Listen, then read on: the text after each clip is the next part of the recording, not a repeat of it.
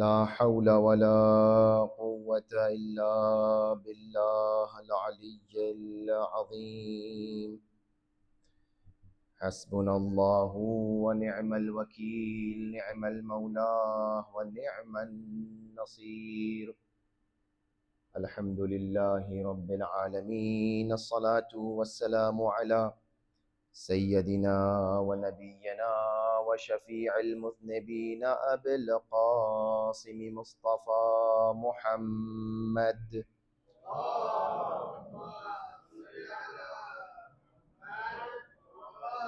وأهل بيته الطيبين الطاهرين المعصومين المظلومين، واللعنة الدائمة على أعدائهم أجمعين، غاصبي حقوقهم منكري فضائلهم، من الآن إلى قيام يوم الدين. أما بعد، فقد قال الله تبارك وتعالى في القرآن المجيد والفرقان الحميد وقوله الحق: بسم الله الرحمن الرحيم. أن تقول نفس يا حسرة على ما فرطت في جنب الله وإن كنت لمن الساخرين، أو تقول لو أن الله هداني لكنت من المتقين، أو تقول حين ترى العذاب لو أن لي كرة فأكون من المحسنين. صلوات پڑھیں محمد و آل محمد.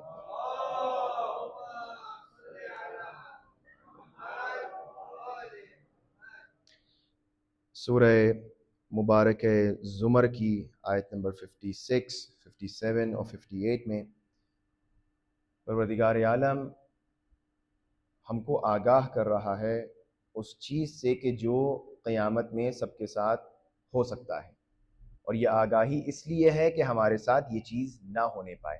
اور وہ کیا ہے کہ قیامت کے دن ان تقول نفس، قیامت کے دن ہو سکتا ہے کہ لوگ یہ کہیں، نفس یہ کہے، انسان یہ کہے، یا حسرتا، اے وائے ہے، اے افسوس ہے.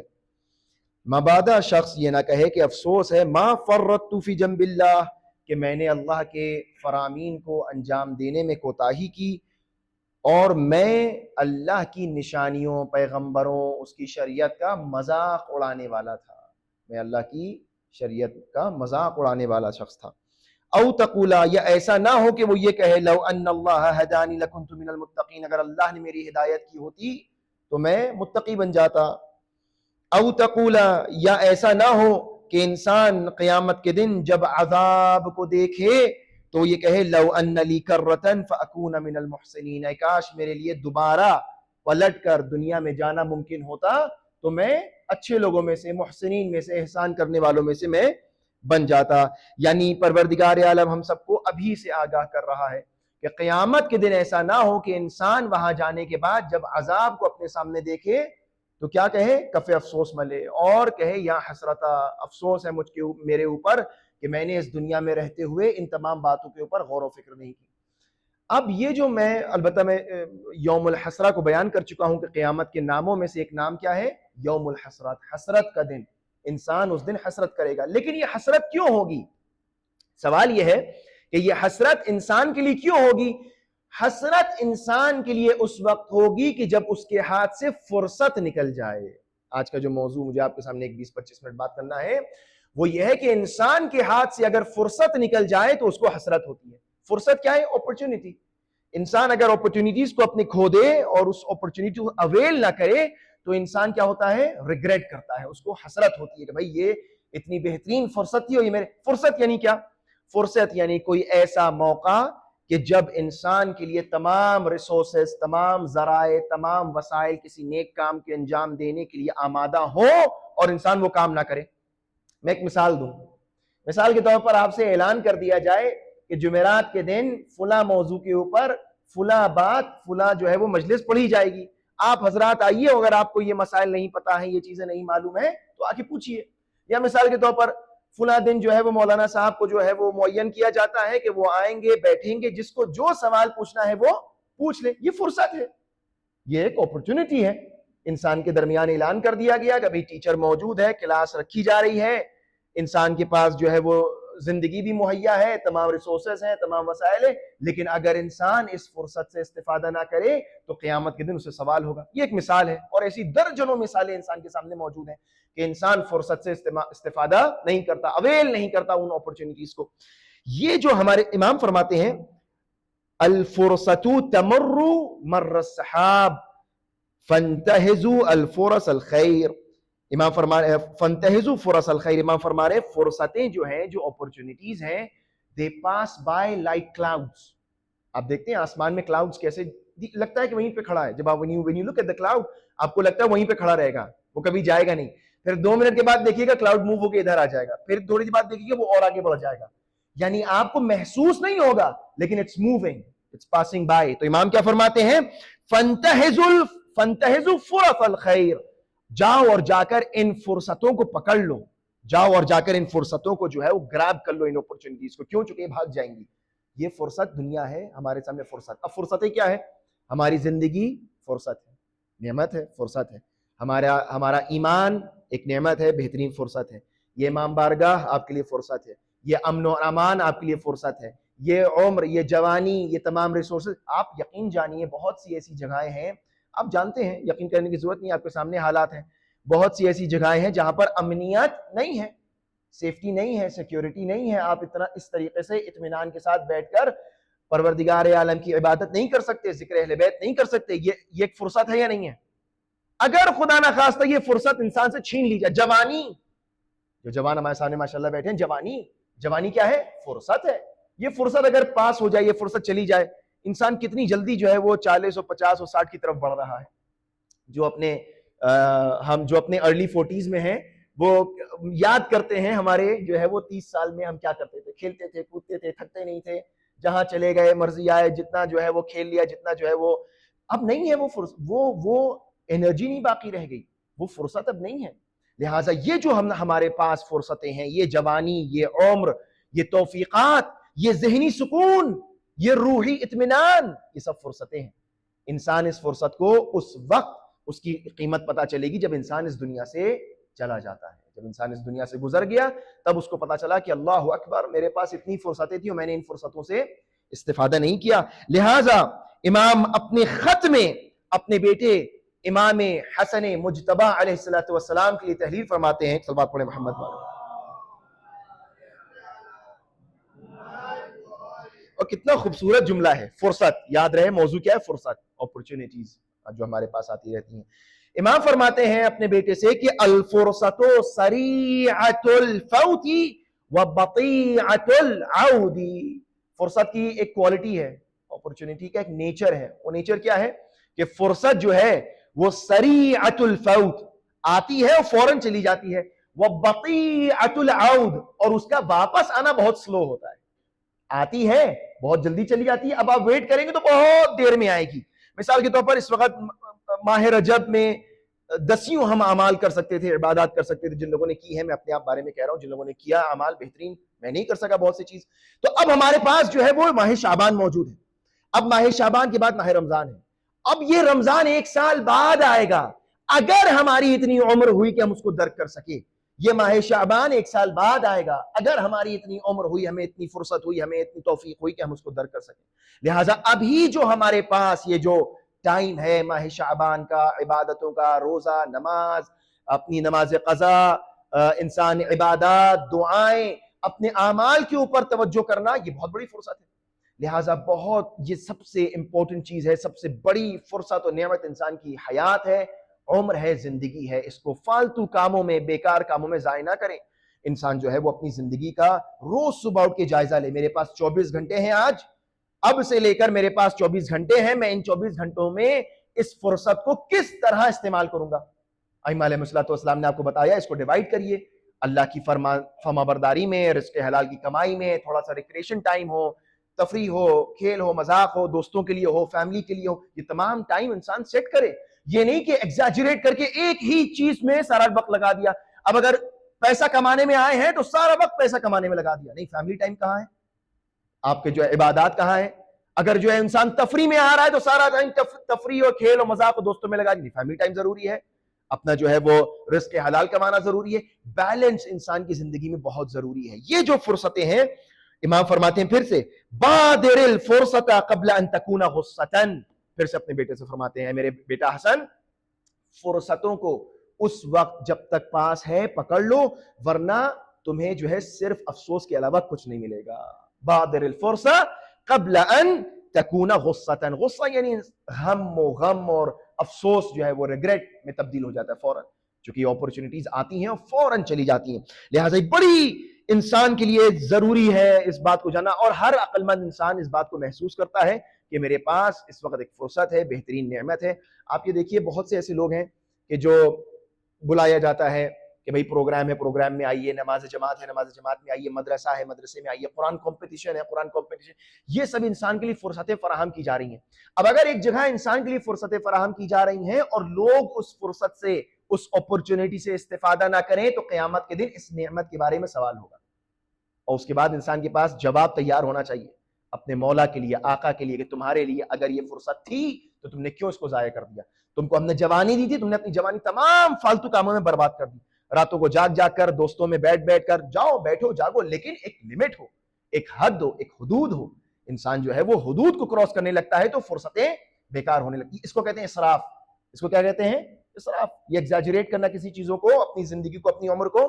کبھی ٹھیک ہے بیٹھ گئے فلاں، لیکن انسان جو ہے وہ ہر چیز میں ایک بیلنس لے کر آئے، فرصتوں کو بہترین طریقے سے استعمال کرے.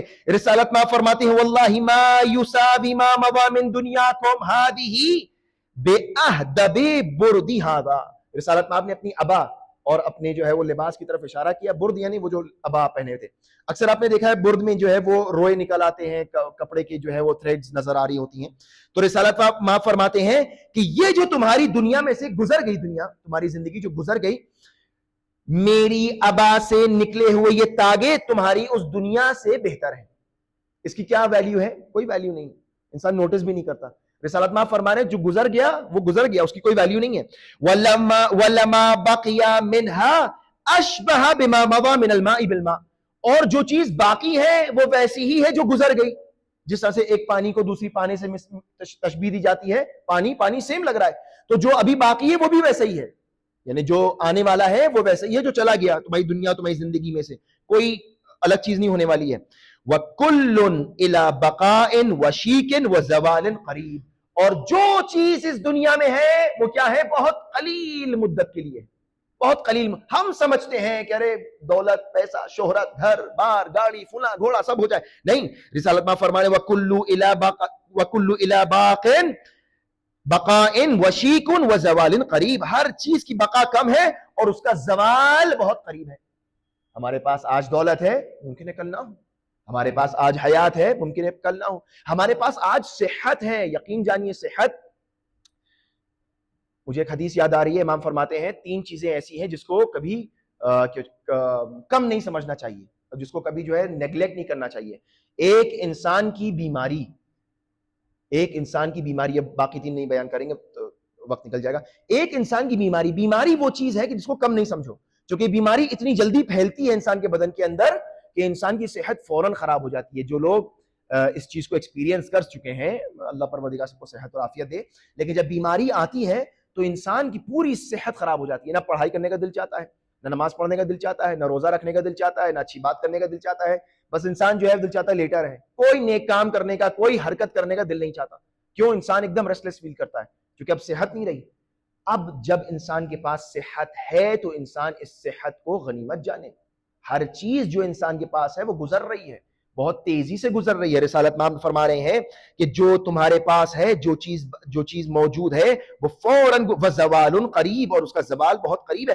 فبادروا العمل وانتم فی محل الانفاس وجدۃ الاحراس. بس تمہیں کیا حکم ہے کہ فبادروا العمل، فوراً عمل کرو. Act upon it quickly. تمہیں جیسے ہی سمجھ میں آ جائے کہ تمہارے پاس فرصت بہت کم ہے، فوراً ایکٹ اپون اٹ. آپ کو اگر پتا چل جائے کہ جو ہے میرے پاس جو ہے وہ اب زندگی کے کچھ ہی دن باقی ہیں، کسی کو اگر معلوم ہو جائے تو فوراً چاہتا ہے جو ضروری کام ہے اس کو پہلے سمیٹ لیں، جو ضروری چیزیں ہیں ان کو پہلے انجام دے دے. یہ کیا ہے؟ انسان فرصت سے استفادہ کرے. لہٰذا ایکٹ اپون اٹ.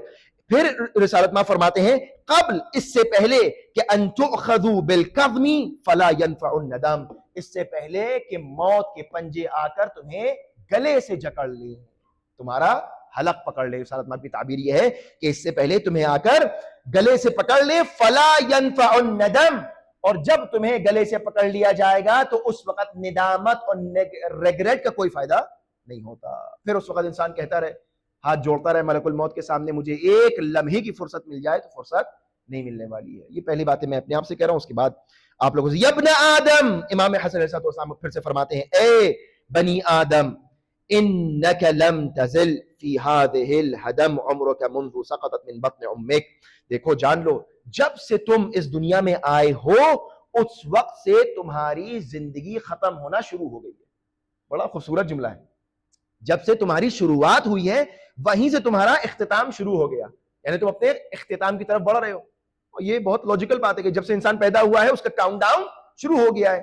جیسے آپ دیکھتے ہیں وہ 10 9 8 7، اب کوئی جو ہے وہ 50 سال کی عمر لے کر آیا ہے، کوئی 60 سال کی عمر لے کر آیا ہے، کوئی 100 سال کی عمر لے کر آیا، جتنی بھی عمر لے کر آئے، لیکن وہ کاؤنٹ ڈاؤن شروع ہونے لگتا ہے۔ تو امام فرما رہے ہیں جب سے تم آئے ہو تمہارا کاؤنٹ ڈاؤن شروع ہو گیا ہے۔ میں اپنی تعبیر میں، فخذ مما فی یدک لما بین یدیک، تو پس اب جو تمہارے پاس ہے اس کو استعمال کرو اس چیز کے لیے جو ابھی آنے والا ہے، یعنی جو فرصت، جو ٹائم تمہارے پاس ہے اس کو استعمال کرو اس ٹائم کے لیے جو ابھی آنے والا ہے، چونکہ آپ کو پتا ہے ٹائم ختم ہو رہا ہے، ہر لمحہ گزرتا ہوا لمحہ آپ کو آپ کی موت سے قریب لے کر جا رہا ہے۔ کوئی اس بات کی گارنٹی نہیں لے سکتا کہ ہم موت کے قریب نہیں جا رہے ہیں۔ جس چیز کا سب سے زیادہ یقین ہمیں ہونا چاہیے وہ کیا ہے؟ اس دنیا میں موت ہے۔ پھر امام فرماتے ہیں فَإِنَّ الْمُؤْمِنَ، مومن کی پہچان کیا ہے؟ فَإِنَّ الْمُؤْمِنَ يَتَزَوَّدُ وَالْكَافِرَ يَتَمَتَّعُ، مومن اور کافر کی امام نے پہچان بتائی کہ مومن کی پہچان یہ ہے کہ مومن اس دنیا میں یتزود، یعنی کیا کرتا ہے؟ مومن کی یتزود یعنی اپنی زاد آخرت کو اکٹھا کرتا ہے، چونکہ اس کو معلوم ہے مجھے جانا ہے، زاد راہ یعنی وہ جو سسٹیننس، وہ جو بہت ضروری چیزیں ہوتی ہیں سفر کی، وہ تیار کرنے لگتا ہے۔ ایک عقل مند ٹریولر، آپ میں سے بہت سارے لوگ ماشاءاللہ فریکوینٹ ٹریولرز ہیں، آپ کو معلوم ہے کہ مجھے جیسے ہی مجھے ٹکٹ مل گیا، کنفرم ہو گیا، فلائٹ بک ہو گئی، مجھے معلوم ہے میری ایسنشل نیڈز کیا ہوں گی ٹریولنگ کی ٹائم، آپ فوراً جلدی جلدی ان کو رکھتے ہیں۔ آپ کو پتا ہے آپ کا لگیج لمیٹڈ ہے، آپ کو پتا ہے ایکسس لگیج مجھے پے نہیں کرنا ہے، آپ کو پتا ہے مجھے یہ چیزیں لے کر جانا ہے، ضروری ہے، فوراً انسان جو ہے کیا کرتا ہے؟ ان چیزوں کو سب سے پہلے اپنی جو ہے پرائورٹی لسٹ میں رکھتا ہے۔ جیسے ہی مومن کو پتا چلتا ہے کہ موت یقینی ہے، وہ فوراً زاد راہ اکٹھا کرتا ہے، اپنے اعمال کو درست کرتا ہے، اپنی نماز، روزہ، حج ایک بات ذہن میں آ گئی، جب تک انسان جوان ہے حج کر لے، اگر حج واجب ہے، صحت اور عافیت ہے، چونکہ میں اس لیے کہہ رہا ہوں کہ رمضان کی دعاؤں میں سے ایک رمضان ہے کہ پروردگارہ مجھے حج کی جو ہے وہ توفیق و سعادت عطا فرما، لہٰذا اگر انسان کے اوپر حج واجب ہے انسان حج انجام دے، انسان کے اوپر جو ہے کوئی ذمہ داری عائد ہوتی ہے انسان ان ذمہ داریوں کو پورا کرے، ویٹ نہ کرے کہ ہم کر لیں گے اور دیکھ لیں گے، نہیں، پھر فرصتیں نکل جاتی ہیں۔ تو امام کیا فرما رہے ہیں؟ فَإِنَّ الْمُؤْمِنَ يَتَزَوَّدُ، مومن کی پہچان یہ ہے کہ وہ زاد راہ کو اکٹھا کرتا ہے، وہ اپنے آپ کو تیار کرتا ہے، اور کافر کی پہچان یہ ہے کہ وہ یتمتع، دنیا میں رہ کر صرف اور صرف عیش کرتا ہے۔ کافر کی کیا پہچان ہے؟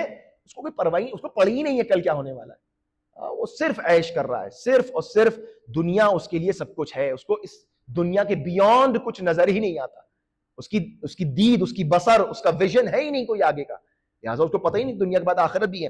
امام فرما رہے ہیں کہ نہیں، مومن کی پہچان یہ ہے، جب ہمارے اور آپ کے ساتویں امام موسیٰ الکاظم علیہ السلام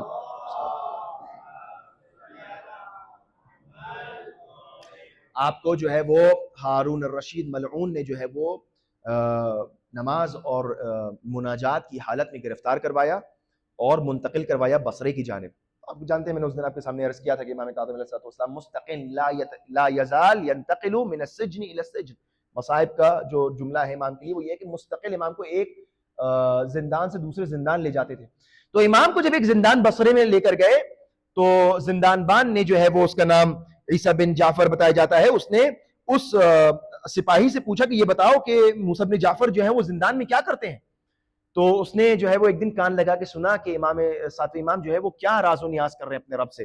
تو امام یہ فرما رہے ہیں کہ اللہم انک تعلم انی کنت اسألک ان تفرغنی لعبادتک، اللہ پروردگارہ تو جانتا ہے کہ میں تجھ سے یہ دعا مانگ رہا تھا کہ میرے لیے کچھ ایسی فرصت آ جائے کہ میں اکیلے میں بیٹھ کے تجھ سے دعا کروں اور تو نے یہ فرصت میرے لیے فراہم کر دی۔ امام زندان میں ہے اور امام دعا یہ کر رہے ہیں۔ اس نے کیا کہا؟ اس نے کہا جاؤ جا کے دیکھو کہ یہ جو ہے وہ ہارون رشید کو لعنت کر رہے نہیں کر رہے ہیں، جو ہے وہ تو مطلب آزادی چاہتے نہیں چاہتے ہیں، کچھ کمپرومائز کرنا چاہتے نہیں چاہتے ہیں۔ جب وہ گیا تو اس نے سنا کہ امام کیا کہہ رہے ہیں، امام یہ فرما رہے ہیں اور بھی کہتے ہیں فلک الحمد ولک الشکر ولک الحمد ولک الشکر، یعنی امام یہ تربیت ہے ہماری اور آپ کی۔ یہ واقعات یقیناً مصائب کے ہیں، لیکن ہمارے اور آپ کی تربیت یہ ہے کہ انسان جیسے ہی کوئی فرصت، آپ گاڑی ڈرائیو کر رہے ہیں، آپ کے پاس آدھا گھنٹہ ہے، 1 گھنٹہ ہے، کوئی سپیچ لگا کے سنے، کوئی دعا لگا کے سنے، بجائے کہ آپ نے کوئی ایسی چیز جو ہے یہ فالتو میں چلے جا رہے ہیں۔ ذکر پڑھیں، زبان خالی ہے نا، زبان یوں تو بڑی ہلتی ہے ایک دوسرے کے سامنے جو ہے بیٹھ کے، جب ہلنا شروع ہوئی تو کوئی بند ہونے کا نام ہی نہیں لے رہی ہے زبان، بڑی خطرناک چیز ہے۔ روایات میں ہے یہ چھوٹا سا جو گوشت کا لوتھڑا انسان کے منہ میں ہے یہ بہت خطرناک ہے، یہ زندگیاں بنا بھی دیتا ہے، یہ زندگیاں مٹا بھی دیتا ہے، اس کو کنٹرول کرنا بہت ضروری ہے۔ لہٰذا انسان کو چاہیے، اور یہ ماہ شعبان یہ مہینہ ہے کہ اس کے اندر کثرت سے انسان کو چاہیے صلوات پڑھے اہل بیت کے اوپر۔ ایک صلوات پڑھے محمد وعلی محمد۔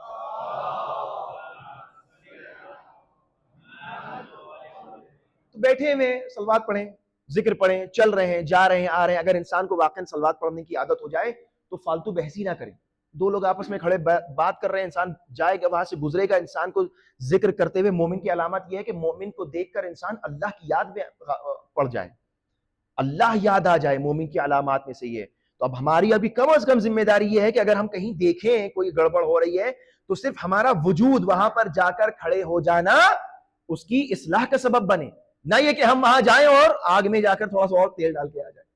تو کچھ لوگوں کی عادت یہ بھی ہوتی ہے کہ کچھ ہلکا سا جو ہے وہ چنگاری ہے تو اس کو فوراً آگ بنانے میں بہت دیر نہیں لگتی۔ تو کچھ لوگوں کی ایکسپرٹیز اس میں ہوتی ہے، کچھ لوگ ایکسپرٹ ہوتے ہیں اپنی اپنی فیلڈز میں، تو کچھ لوگوں کی فیلڈ یہ ہوتی ہے، ان کی ایکسپرٹیز یہ ہوتی ہے کہ بجائے کہ وہ لڑائی کو سلجھائیں، وہ خود جو ہے پارٹ آف لڑائی بن کر زبردست اور لڑائی کروا کے آتے ہیں اور پھر اس کا مزہ لیتے ہیں۔ تو یہ نہیں ہونا چاہیے۔ اینما تکونوا یدرککم الموت ولو کنتم فی بروج مشیدہ، جہاں کہیں بھی رہو گے موت تم کو پالے گی، موت تم کو ڈھونڈ لے گی، اور جیسے ہی موت آئی فرصتیں انسان کی ختم ہو جاتی ہیں۔ لہٰذا عزیزان محترم، کل جو ہے وہ جناب علی اکبر علیہ السلام کی جو ہے وہ شب ولادت ہوگی۔ میں 2 جملے بس مصائب کے ذکر کرنا چاہتا ہوں تاکہ ہماری جو گفتگو ہے وہ ذکر مصائب سے بھی جو ہے وہ خالی نہ رہے۔ یہ جو فرصت کی ہم آپ سے بات کر رہے ہیں، کربلا میں، کوفے میں، شام میں، یہ جو صفت ہم نے دیکھی اہل بیت اطہار اور اہل بیت کے بچوں میں، وہ بڑی عجیب یہ صفت ہے۔ وہ یہ کیا؟ ہر جگہ جہاں پر بھی یہ محسوس کیا گیا کہ ہم تبلیغ اسلام کر سکتے ہیں، اس فرصت سے استفادہ کیا گیا، چاہے اہل بیت اطہار ہوں، چاہے امام حسین علیہ السلام ہوں، چاہے جناب امام سجاد ہوں، چاہے جناب زینب ہوں، چاہے اس گھر کے بچے ہوں جناب سکینہ ہی کیوں نہ ہوں، جہاں بھی فرصت ملی، جہاں بھی ہو سکتا تھا، اہل بیت اطہار نے پہچانوایا ہے، بازاروں میں، زندانوں میں، دربار میں خطبے دے دے کر۔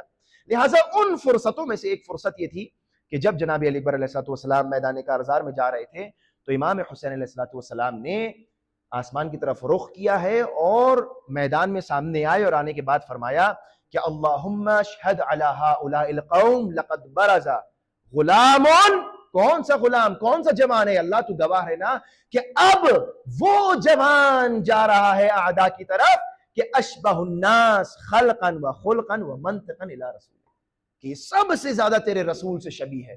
یہ کیا ہے؟ یہ فرصت ہے، یہ اعلان ہے کہ ہم خاندان رسول ہیں، تم اس سے لڑنے جا رہے ہو جو شبیہ رسول ہے، جو شبیہ پیغمبر ہے۔ اور جب جناب علی اکبر میدان کارزار میں جاتے ہیں اور ایسی جنگ کرتے ہیں کہ تاریخ بتاتی ہے کہ سینکڑوں کو واصل جہنم کیا، لیکن آخرکار 3 دن کے بھوک و پیاس میں یہ جوان 18 سال کا کڑیل جوان تاب نہ لا سکا، اور ایک مرتبہ گھیر کر جناب علی اکبر علیہ السلام کے اوپر حملہ ہوا ہے، اور اس حملے میں ایک ایسی برچھی آئی ہے جو جناب علی اکبر علیہ السلام کے سینے میں پیوست ہوئی۔ تاریخ بتاتی ہے، مقاتل لکھتے ہیں کہ جناب علی اکبر کے سینے سے خون کا فوارہ نکلا اور آپ سے گھوڑے پر سنبھلا نہ گیا، اور جب آپ خون بہ رہا ہے نا تو انسان کے اوپر غشی آنے لگتی ہے، انسان جو ہے وہ کانشیس میں نہیں رہتا، انسان جو ہے چکرانے لگتا ہے۔ آپ جب چکرا رہے تھے تو آپ نے اپنی باہیں گھوڑے کے گلے میں ڈال دی، اور تاریخ بتاتی ہے کہ آپ کے سینے کا خون گھوڑے کی آنکھوں میں چلا گیا۔ گھوڑا چاہتا تھا کہ خیام کی طرف جائے، اب وہ اعداء کی طرف جا رہا ہے، صفوف اعداء کی طرف جا رہا ہے، دشمنوں کی طرف جا رہا ہے۔ تاریخ بتاتی ہے فقتلوا، ایسی تلواریں پڑ رہی تھی کہ فقتلوہ بسیوف اربا اربا، کہ جناب علی اکبر علیہ السلام پر ایسی تلواریں پڑ رہی تھیں کہ علی اکبر کے بدن کے ٹکڑے ٹکڑے کر دیے گئے. اور جب جناب علی اکبر گھوڑے سے زمین پر آئے ہیں تو اس کڑی الجوان نے اس طرح سے دردناک عالم میں آواز دی کہ یا ابتا علیک منی السلام، اے بابا جان آپ پر میرا سلام ہو. اب یہاں سے جب امام حسین چلتے ہوئے جاتے ہیں تو یا علی کہتے ہوئے جاتے ہیں، اور جب جنازے پر پہنچتے ہیں تو ایسا منظر دیکھا کہ کڑی الجوان کربلا کی زمین پر اڑیا رگڑ رہا ہے. اور جب محسوس کیا کہ سینے میں برچی ہے تو اس برچی کے پھل کو نکالا. برچی کا نکلنا تھا کہ علی اکبر کی روح جنت کو پرواز کر گئی. جناب امام حسین کڑی الجوان کا جنازہ نہ اٹھا سکے. ایک مرتبہ خیام کا رخ کیا اور آواز لگائی، اے بنی ہاشم کے بچوں آؤ، اور آ کر اپنے جوان بھائی کا جنازہ. الا لعنت اللہ علی القوم الظالمین وسیعلم الذین ظلموا ای منقلب ینقلبون. پروردگارہ ہماری اس قلیل سی عبادت کو قبول فرما. پروردگارہ ہماری آوازوں پر رحم و کرم نازل فرما. پروردگارہ ہم سب کے دلوں کو محبت اور ولایت اہل بیت سے منور فرما. پروردگارہ جہاں کہیں بھی اہل بیت کے چاہنے والے بستے ان سب کی جان مال عزت و آبرو کی حفاظت فرما. پروردگارہ تیری بارگاہ میں اس پر پرآشوب زمانے میں دعا یہ ہے کہ پرچم اسلام کو سربلند فرما، پرچم کفر و نفاق کو سرنگوں فرما. پروردگارہ تعجیل فرما ظہور سرکار امام زمانہ میں. ربنا تقبل منا انك انت السميع العليم واخر دعوانا الحمد لله رب العالمين.